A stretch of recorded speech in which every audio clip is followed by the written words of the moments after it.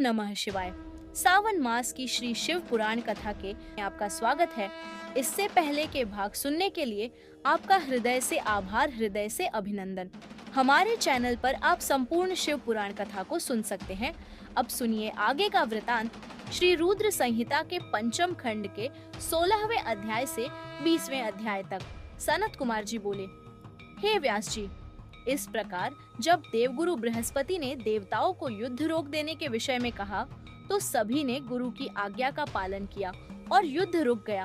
परंतु जलंधर का क्रोध शांत नहीं हुआ। वह इंद्र को ढूंढता ढूंढता स्वर्गलोक आ पहुंचा। जलंधर को वहां आता देखकर इंद्र व अन्य देवता अपने प्राणों की रक्षा करने हेतु वहां से भागकर भगवान श्री हरि विष्णु की शरण में बैकुंठ लोक जा पहुंचे। वहां पहुंचकर उन्होंने भगवान विष्णु को प्रणाम किया और उनकी भक्ति भाव से स्तुति की। तत्पश्चात उन्होंने भगवान विष्णु से कहा, हे कृपानिधान, हम आपकी शरण में आए हैं, हमारी रक्षा कीजिए। तब देवताओं ने विष्णु जी को जलंधर के विषय में सब कुछ बता दिया। समस्त वृत्तांत सुनकर श्री हरि विष्णु ने देवताओं से कहा कि वे अपने भय का त्याग कर दें। उन्होंने उनकी प्राण रक्षा करने का आश्वासन दिया और कहा कि मैं जलंधर का वध कर तुम्हें उससे मुक्ति दिलाऊंगा। यह कहकर भगवान विष्णु अपने वाहन गरुड़ पर सवार होकर चलने लगे। यह देखकर देवी लक्ष्मी के नेत्रों में आंसू आ गए और वे बोली, हे स्वामी, जलंधर समुद्र देव का जातक पुत्र होने के कारण मेरा भाई है। आप मेरे स्वामी होकर मेरे भाई को क्यों मारना चाहते हैं? यदि मैं आपको प्रिय हूँ तो आप मेरे भाई का वध नहीं करेंगे। अपनी प्राण वल्लभा लक्ष्मी जी के वचन सुनकर विष्णु जी बोले, हे देवी, यदि तुम ऐसा चाहती हो तो ऐसा ही होगा, परंतु तुम तो जानती ही हो कि पापी का नाश अवश्य होता है। तुम्हारा भाई जलंधर अधर्म के मार्ग पर चल रहा है और देवताओं को कष्ट पहुंचा रहा है। फिर भी मैं उसका वध अपने हाथों से नहीं करूंगा, परंतु इस समय तो मुझे युद्ध में जाना होगा। यह कहकर भगवान विष्णु युद्ध स्थल की ओर चल दिए। भगवान विष्णु उस स्थान पर पहुंचे जहां असुर राज जलंधर था। भगवान विष्णु को आया देखकर देवताओं में हर्ष और ऊर्जा का संचार हुआ। देवसेना अत्यंत रोमांचित हो गई।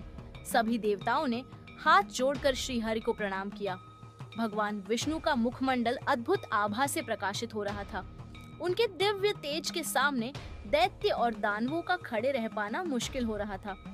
श्री हरि विष्णु के वाहन गरुड़ के पंखों से निकलने वाली प्रबल वायु ने वहां पर आंधी सी ला दी थी।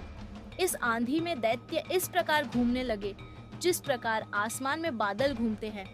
अपनी सेना को ऐसी विकट परिस्थिति में देखकर जलंधर अत्यंत क्रोधित हो उठा।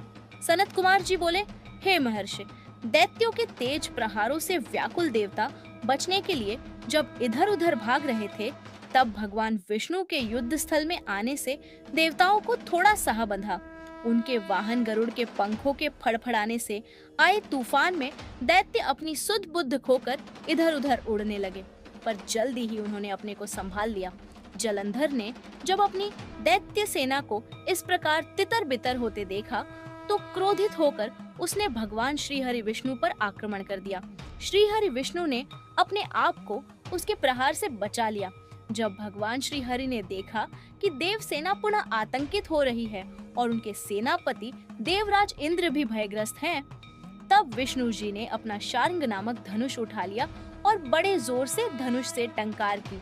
फिर उन्होंने देखते ही देखते पल भर में हजारों दैत्यों के सिर काट दिए। यह देखकर दैत्यराज जलंधर क्रोधावेश में उन पर झपटा।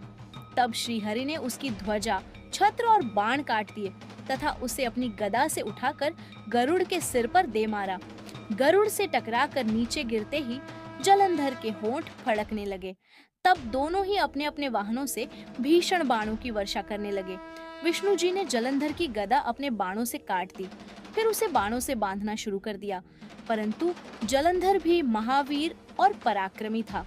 वह भी कहाँ मानने वाला था, तो उसने भी भीषण बाण वर्षा शुरू कर दी और विष्णु जी के धनुष को तोड़ दिया। तब उन्होंने गदा उठा ली और उससे जलंधर पर प्रहार किया, परंतु उसका महादैत्य जलंधर पर कोई असर नहीं हुआ। तब उसने अग्नि के समान धधकते त्रिशूल को विष्णु जी पर छोड़ दिया। उस त्रिशूल से बचने के लिए विष्णु जी ने भगवान शिव का स्मरण करते हुए नंदक त्रिशूल चलाकर जलंधर के वार को काट दिया। तत्पश्चात विष्णु, भगवान और जलंधर दोनों धरती पर कूद पड़े और फिर उनके बीच मल्ल युद्ध होने लगा। जलंधर ने भगवान विष्णु की छाती पर बड़े जोर का मुक्का मारा। तब विष्णु जी ने भी पलटकर उस पर मुक्के का प्रहार किया। इस प्रकार दोनों में बाहुयुद्ध हो लगा। उन दोनों के बीच बहुत देर तक युद्ध चलता रहा। दोनों ही वीर और बलशाली थे। न भगवान विष्णु कम थे और न ही जलंधर। सभी देवता और दानव उनके बीच के युद्ध को आश्चर्यचकित होकर देख रहे थे। युद्ध समाप्त न होते देख भगवान विष्णु ने कहा, हे दैत्यराज जलंधर, तुम निश्चय ही महावीर हो। तुम्हारा पराक्रम प्रशंसनीय है। तुम इतने भयानक आयुधों से भी भयभीत नहीं हुए और निरंतर युद्ध कर रहे हो। मैं तुम पर प्रसन्न हूँ। तुम जो चाहे वरदान मांग सकते हो। मैं निश्चय ही तुम्हारी मनोकामना पूरी करूंगा। भगवान विष्णु के ये वचन सुनकर जलंधर बहुत हर्षित हुआ और बोला, हे विष्णु, आप मेरी बहन लक्ष्मी के पति हैं। यदि आप मुझ पर प्रसन्न हैं, तो अपनी पत्नी और कुटुंब के लोगों के साथ पधार कर मेरे घर को पवित्र कीजिए। तब भगवान श्रीहरि ने थास्तु कहकर उसे उसका इच्छित वर प्रदान किया। अपने दिए गए वर के अनुसार श्रीहरि विष्णु देवी, लक्ष्मी व अन्य देवताओं को अपने साथ लेकर जलंधर का आतिथ्य ग्रहण करने के लिए उसके घर पहुंचे। जलंधर उन्हें देखकर बहुत प्रसन्न हुआ और उसने सब देवताओं का बहुत आदर सत्कार किया और उनकी वहीं पर स्थापना कर दी। विष्णु परिवार के स्थापित हो जाने के बाद जलंधर निर्भय होकर श्री विष्णु के अनुग्रह से त्रिभुवन पर शासन करने लगा। उसके राज्य में सभी सुखी थे और धर्म कर्म का पालन करते थे। सनत कुमार जी बोले, हे मुनीश्वर, जब जलंधर इस प्रकार धर्म पूर्वक राज्य कर रहा था तो देवता बड़े दुखी थे। उन्होंने अपने मन में देवाधिदेव भगवान शिव का स्मरण करना शुरू कर दिया और उनकी स्तुति करने लगे। एक दिन नारद जी भगवान शिव की प्रेरणा से इंद्रलोक पहुँचे। नारद जी को वहां आया देखकर सभी देवताओं सहित देवराज ने उन्हें प्रणाम किया और उनकी स्तुति करने लगे। तब नारद जी को उन्होंने सभी बातों से अवगत कराया और उनसे प्रार्थना की कि वे उनके दुखों को दूर करने में मदद करें। यह प्रार्थना सुनकर नारद जी बोले कि देवराज, मैं सब कुछ जान गया हूँ। मैं अवश्य ही तुम्हारे कार्य को पूर्ण करने का प्रयास करूंगा। अभी तो मैं दैत्यराज जलंधर से मिलना चाहता हूँ, इसलिए उसके राजमहल में जा रहा हूँ। यह कहकर नारद जी जलंधर के राज्य की ओर चल दिए। वहां पहुंचकर नारद जी ने जलंधर की राजसभा में प्रवेश किया। उन्हें देखकर दैत्यों के स्वामी जलंधर ने उन्हें सिंहासन पर बैठाया, उनके चरणों को धोया और पूछा, हे ब्राह्मण, आप कहाँ से आ रहे हैं? मैं धन्य हुआ जो आपने मेरे घर को पवित्र किया है। मुझे आज्ञा दीजिए कि मैं आपकी क्या सेवा करूं। दैत्यराज जलंधर के ऐसे वचन सुनकर नारद जी बोले, हे दैत्यराज जलंधर, आप धन्य हैं। निश्चय ही आप पर सभी की कृपा है। इस लोक में आप सब सुखों को भोग रहे हैं। जलंधर, अभी कुछ समय पूर्व मैं ऐसे ही घूमते हुए कैलाश पर्वत पर गया था। वहाँ कैलाश पर मैंने सैकड़ों कामधेनुओं को हजारों योजन में फैले कल्पतरु के वन में घूमते हुए देखा। वह कल्पतरु वन दिव्य, अद्भुत और सोने के समान है। वहीं पर मैंने भगवान शिव और उनकी प्राणवल्लभा देवी पार्वती को भी देखा। भगवान शिव सर्वांग सुंदर, गौरवर्णी 3 नेत्रों वाले हैं और अपने मस्तक पर चंद्रमा धारण किए हुए हैं। असुरराज, इस पूरे त्रिलोक में उनके समान कोई भी नहीं है। उनके समान समृद्धशाली और ऐश्वर्य संपन्न कोई भी नहीं है। तभी मुझे तुम्हारी धन संपत्ति का भी ध्यान आया, इसलिए मैं तुम्हारे पास आ गया। नारद जी के वचनों को सुनकर जलंधर अत्यंत गर्वित महसूस करने लगा और उसने महर्षि नारद को अपने धन के खजाने और सभी संचित अमूल्य निधियां दिखा दी। जलंधर की धन संपदा देखकर नारद जी जलंधर की प्रशंसा करते हुए बोले, हे दैत्येंद्र, आप अवश्य ही इस त्रिलोक के स्वामी होने के योग्य हैं। आपके पास ऐरावत हाथी है, उच्चैश्रवा घोड़ा भी आपके पास है। कल्प वृक्ष, धन के देवता कुबेर के खजाने, रत्नों, हीरो, मणियों के अंबार आपके पास हैं। ब्रह्मा जी का दिव्य विमान भी आपने ले लिया है। स्वर्ग, पृथ्वी और पाताल की सभी ऐश्वर्यपूर्ण वस्तुएं और अनमोल खजानों का आपके पास अंबार है। आपका धन वैभव देखकर सभी आपसे ईर्ष्या कर सकते हैं, परंतु दैत्यराज आपके पास अभी भी स्त्री रत्न की कमी है। बिना दिव्य स्त्री के पुरुष अधूरा है। उसका स्वरूप तभी पूर्ण होता है जब वह किसी स्त्री को ग्रहण करता है। इसलिए असुरराज आप कोई परम सुंदरी ग्रहण कर इस कमी को यथाशीघ्र पूरा करे। देवर्षि नारद की चाल भरी बातों से भला कोई कैसे बच सकता है? उन्होंने जैसा सोचा था वैसा ही हुआ। जलंधर ने नारद जी के सम्मुख हाथ जोड़कर प्रश्न किया कि महर्षि, आपके द्वारा वर्णित ऐसी सुंदर दिव्य स्त्री मुझे कहाँ मिलेगी जो रत्नों से भी श्रेष्ठ हो? यदि आप इस प्रकार के स्त्री रत्न के बारे में मुझे बता दें, तो मैं उस रत्न को अवश्य हिलाकर अपने राजभवन की शोभा बढ़ाऊंगा। जलंधर की बातें सुनकर देवर्षि नारद ने कहा, हे दैत्येंद्र, ऐसा अनमोल स्त्री रत्न तो त्रिलोकीनाथ महान योगी भगवान शिव के पास है। वह है उनकी परम सुंदर पत्नी देवी पार्वती। वे सर्वांग सुंदर होने के साथ साथ सर्वगुण संपन्न भी हैं। संसार की कोई भी स्त्री उनकी बराबरी नहीं कर सकती। उनका मनोहारी रूप पल भर में सबको मोहित कर सकता है। वास्तव में उनके समान कोई नहीं है। यह कहकर देवर्षि नारद ने जलंधर से आज्ञा ली और आकाश मार्ग से वापस लौट गए। व्यास जी बोले, हे सनत कुमार जी, जब देवर्षि नारद इस प्रकार दैत्यराज जलंधर को देवी पार्वती की सुंदरता और भगवान शिव के परम ऐश्वर्य और समृद्धि के बारे में बता आए, तब वहाँ क्या हुआ? दैत्यराज ने क्या किया? व्यास जी के ऐसे प्रश्न सुनकर सनत कुमार जी बोले, हे महामुनि, नारद जी के वहाँ से चले जाने पर असुरराज जलंधर ने अपने राहु नामक दूत को बुलाया और उसे भगवान शिव के निवास स्थान कैलाश पर्वत पर जाने की आज्ञा दी। जलंधर ने कहा, राहु, उस पर्वत पर एक योगी रहता है। उस जटाधारी योगी की पत्नी सर्वांग सुंदरी है। तुम्हें मेरे लिए उसकी पत्नी को लाना है। अपने स्वामी जलंधर की आज्ञा पाकर वह दूत भगवान शिव के स्थान कैलाश पर्वत पर गया। वहां नंदी ने उस राहु नामक दूत को अंदर जाने से रोका, परंतु वह सीधा अंदर चला गया। वहां कैलाशपति भगवान शिव के सामने उसने अपने स्वामी दैत्यराज जलंधर का संदेश शिव जी को सुना दिया। जैसे ही असुरराज जलंधर के दूत राहु ने यह संदेश त्रिलोकीनाथ भगवान शिव को सुनाया, उसी समय शिव जी के सामने की धरती फट गई और उसमें से एक बड़ा भयानक गर्जना करता हुआ पुरुष प्रकट हुआ। वह पुरुष अत्यंत बलशाली और वीर जान पड़ता था। उसका मुख सिंह के समान था और ऐसा लगता था कि सिंह मानव का रूप लेकर साक्षात सामने आकर खड़ा हो गया है।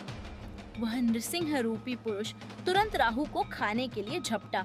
यह देखकर राहु अपने प्राणों की रक्षा करने के लिए दौड़ा, परंतु असफल रहा। उसने राहु को कसकर पकड़ लिया।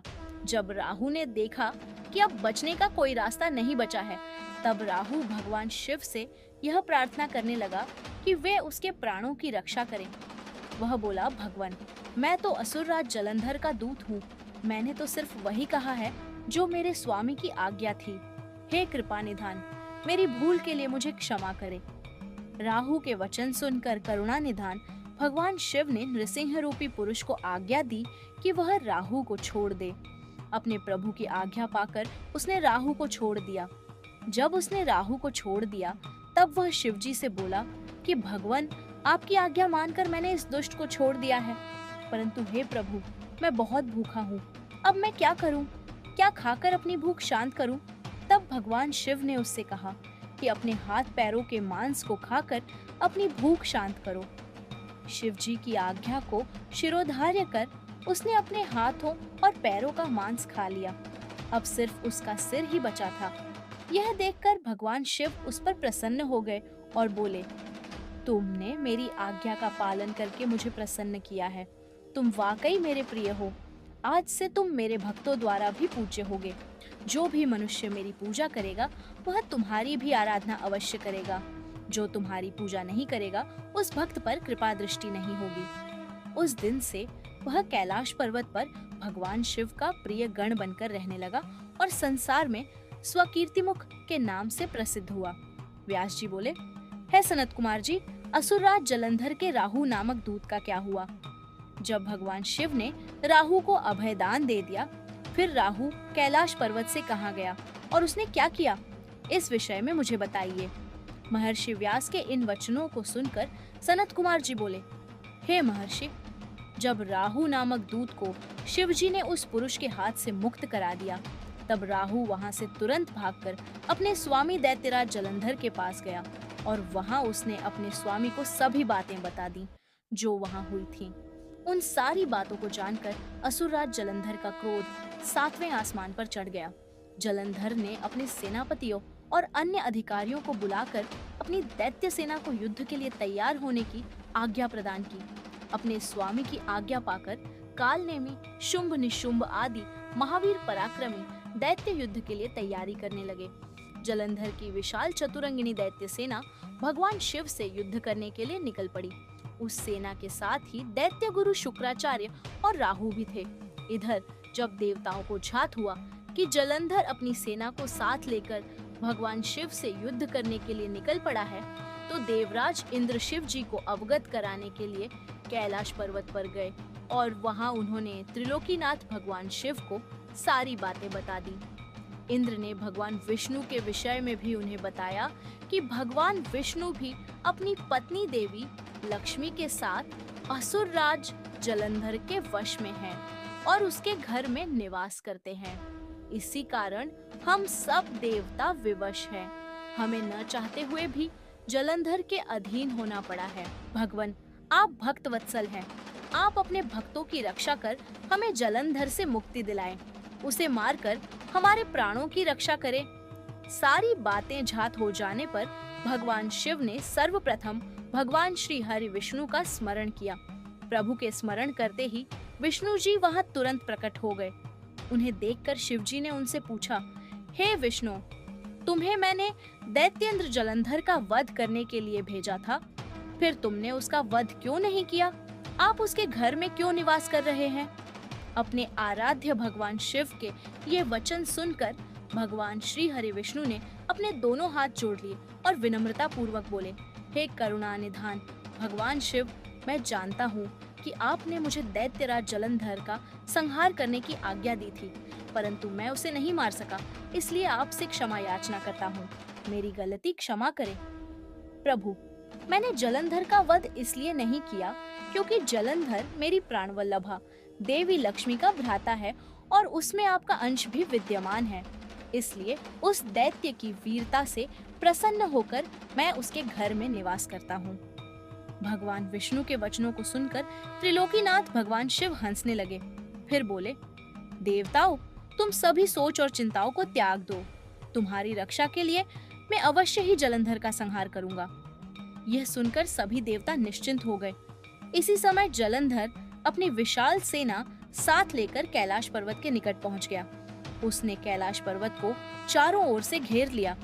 उस समय बड़ा कोलाहल होने लगा। यह शोर सुनकर भगवान शिव को क्रोध आ गया। तब उन्होंने अपने गणों को आज्ञा दी कि वे जाकर राक्षसों से युद्ध करें। अपने आराध्य भगवान शिव की आज्ञा पाकर उनके गण युद्ध करने चले गए। शिव गणों और जलंधर की दैत्य सेना में बड़ा भीषण युद्ध होने लगा। शिवगण बड़ी वीरता से दैत्यों से भिड़ गए। उन्होंने कई दैत्यों को पल भर में ही मौत के घाट उतार दिया और सैकड़ों को घायल कर दिया। परंतु दैत्य गुरु शुक्राचार्य अपनी मृत संजीवनी विद्या से सभी मृत दानवों को पुनः जीवन दान दे रहे थे और वे उठकर पुनः युद्ध करने लगते थे। जब दैत्य सेना किसी भी प्रकार कम होने का नाम ही नहीं ले रही थी, तब शिवगण व्याकुल होने लगे। तब शिवगणों ने भगवान शिव के पास जाकर उन्हें इसकी सूचना दी। जब शिवजी को यह बात झात हुई कि यह सब शुक्राचार्य कर रहे हैं, तो वे क्रोधित हो उठे। उस समय भगवान शिव के मुख से एक भयंकर ज्वाला कृत्या के रूप में प्रकट हुई। उसका रूप अत्यंत रौद्र और भयानक था। वह वहां से सीधे युद्ध भूमि में गई और दैत्यों को पकड़ पकड़ कर खाने लगी। इसी प्रकार भ्रमण करते हुए कृत्या शुक्राचार्य के निकट पहुंची और उन्हें वहां से गायब कर दिया। जब अपने परम सहायक गुरु शुक्राचार्य उन्हें वहां न दिखाई दिए तथा हजारों वीर मारे गए या घायल हो गए, तब दैत्य सेना का मनोबल टूटने लगा। दैत्य सेना युद्ध भूमि छोड़कर भागने लगी। जलंधर के कालनेमी, शुंभ निशुंभ आदि वीर दैत्य फिर भी पूरी ताकत से युद्ध करते रहे। इधर भगवान शिव की सेना का प्रतिनिधित्व करने वाले स्वामी कार्तिकेय और गणेश जी भी पूरे मनोयोग से दैत्य सेना को पछाड़ने के लिए युद्ध कर रहे थे। आज की वीडियो में इतना ही। इसके आगे का वृतांत अगले भाग में। यदि कथा कहते हुए मुझसे कोई त्रुटि हुई हो तो उसके लिए क्षमा चाहती हूँ। मित्रों, वीडियो पसंद आई हो तो वीडियो को लाइक कर कमेंट में ओम नमः शिवाय लिखना ना भूलें। हर हर महादेव।